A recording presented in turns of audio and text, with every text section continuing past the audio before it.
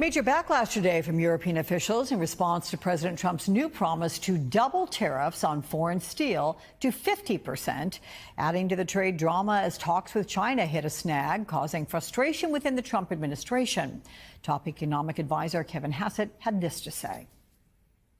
The word stalled, because stalled would mean that they're stopped, but I think we're absolutely frustrated that they're moving slower than we would like, and I'm sure that that's what he was meaning to characterize. He said they're a bit stalled. A bit stalled, that's what I'm saying. Yeah, to be a accurate. bit stalled. So, yeah, so it's that? not exactly okay. stalled. It's just moving slower than we would like. Joining me now is Courtney Brown, economics reporter at Axios, covering the global economy and financial trends. Welcome back to the show, Courtney. So what's your immediate reaction to Trump's new steel tariffs? And does it put the U.S. at a disadvantage in negotiations with other trading partners like the EU? I think the reaction on Wall Street is definitely, oh no.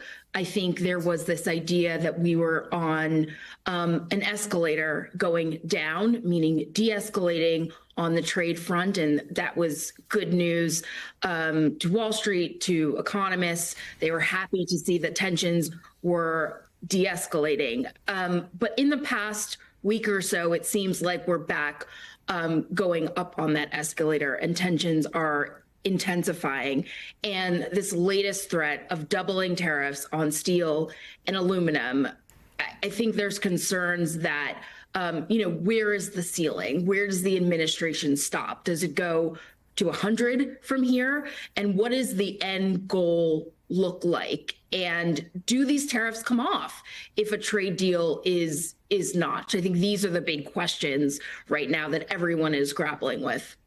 And the president has repeatedly promised his tariffs will not hurt the American people. Instead, he has said they're going to create more jobs. Take a listen to this.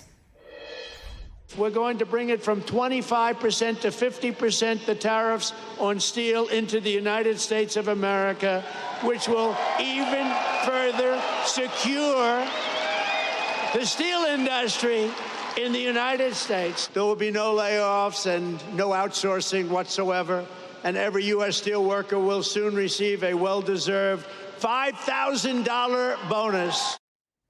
Wow. Will U.S. workers really be spared from any negative impact, get that $5,000 bonus? And what about businesses overall? I think we have to think about, which sector of the economy that we are talking about here. Is this threat to raise tariffs to 50%, is that going to create jobs in a very small sector? Perhaps. What about the aggregate, I think, is the big question. I mean, our economy has been a service sector economy for decades. We are not the manufacturing economy that President Trump seems to want to create. If President Trump wants to reorient the American economy to be more affiliated with manufacturing, we're talking about a wholesale change in the foundation of the U.S. economy. And there's going to be pain to make that change come to fruition. And so I think, how far does he want to go to revive the U.S. manufacturing sector? It's going to be painful for workers in other sectors that are not so affiliated with manufacturing. Can you give me just even a ballpark of the goals that President Trump is trying to accomplish, how long that would take? No, I can't give you a ballpark. And trust me, Alex, I feel your frustration because I love numbers. But when I talk to my sources, they are so hesitant to give me any numbers because no one knows what the end goal is. We aren't sure whether, the new baseline for tariffs is 10%. Is that the new normal going forward? Is it 25%? Is it 50%? Does it change based on the quarter? I think there's a lot of uncertainty. I know you probably hear this a lot. I hear it a lot. There's so much uncertainty on Wall Street right now with respect to what does the economy look like next month, let alone next year.